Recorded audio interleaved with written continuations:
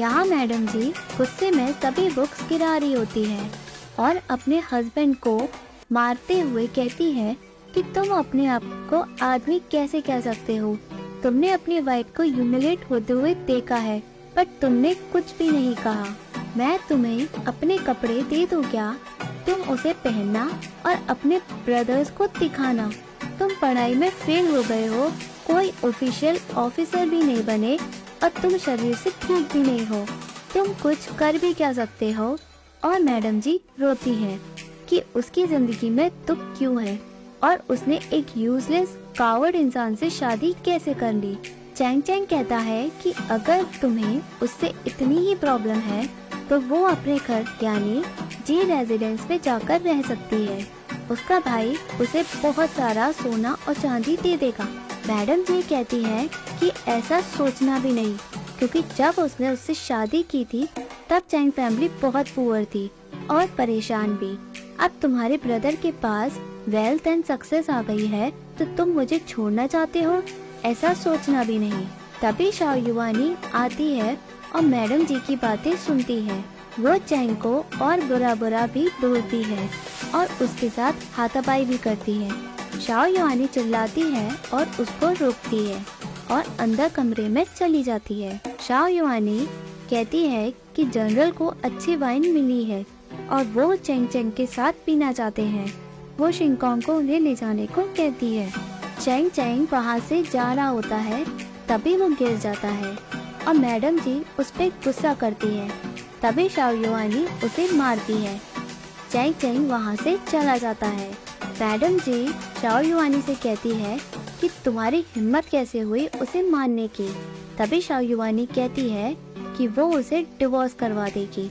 Madam जी कहती है कि ऐसा सोचना भी नहीं, क्योंकि जब चैंग फैमिली पुअर थी तब वो जी फैमिली पे डिपेंड रही। शाओ युआनी कहती है तो क्या हुआ, अब चैंग फैमिली स्ट्रॉन्ग है और जी फैमिली वीक है। अब उसकी मर्जी है वो कुछ भी करे। मैडम जी कहती हैं कि चैंग फैमिली पे कर्जा है जी फैमिली का। शाओ युआनी कहती है कि किस बात का कर्जा है? क्या जी फैमिली ने उन्हें खाने के लिए दिया है?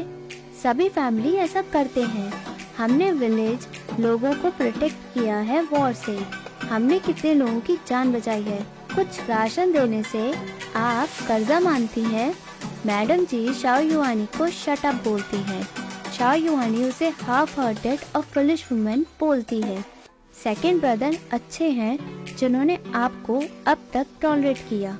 हम 3 दिन में घर से शिफ्ट हो रहे हैं। तुम यहाँ रहना अकेले और वेट करना कि जी फैमिली आपको लेके जाए। मैडम जी कहती है क्या मतलब है तुम्हारा?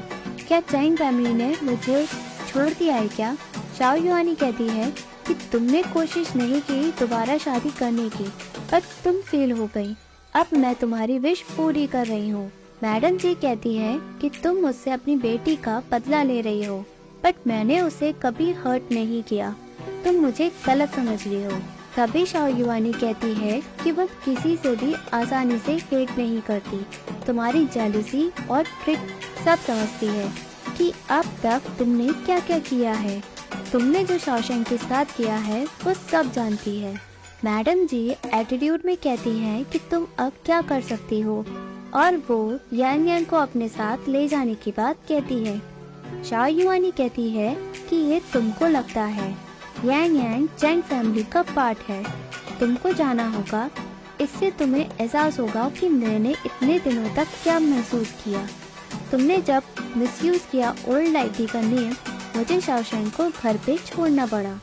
एक फ्लैशबैक आता है जिसमें शाओ युआनी के लड़का हुआ होता है। मैडम जी मैडम चैंग को ओल्ड आईटी से ट्रिक करती है और कहती है कि इस बेबी को अपने पास रखना वरना कुछ बुरा होगा। तभी चैंगशी आता है और वो डाइटी की बात पे बिलीव नहीं करता। वो अपनी फैमिली के साथ जाने को कहता है। मैडम चैंग चैंगशी को कहती है कि क्या वो उसकी फैमिली नहीं है।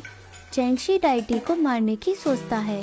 तभी चैंगशी के पास एक रिपोर्ट आती है कि सिटी को हेल्प की जरूरत है। मैडम चैंग चैंगशी को कहती हैं कि अगर उसे बेबी को लेकर जाना है तो वो उसकी मरी हुई बॉडी से लेके जाए। मैडम चैंग की जिद की वजह से चैंग शी को समझ नहीं आ रहा होता है कि वो क्या करे। तभी शाओ युआनी बाहर आती है और बताती है कि उसके ट्विंस हुए हैं और वो अपनी बेटी को छोड़ने का सोचते हैं। वो और चैंग शी बाहर आते हैं, तभी वो बेबी के रोने की आवाज़ सुनते हैं। तभी शाओ युआनी बॉडीगार्ड से कहती है कि मैडम जी कमरे से बाहर नहीं निकलेगी और वो चली जाती है। मैडम जी अंदर हंस रही होती है। शाओ युआनी मिस्टर चैंग के बारे में पूछती है। शिंगकोंग बताती है कि वो मास्टर के साथ हैं।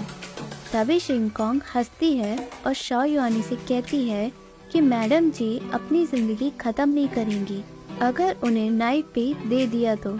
शाओ युआनी कहती है शिंगकोंग को कि अच्छी बात नहीं है और बताती है कि वो उसे इसी घर में रहने देती अगर वो अच्छे से रहती।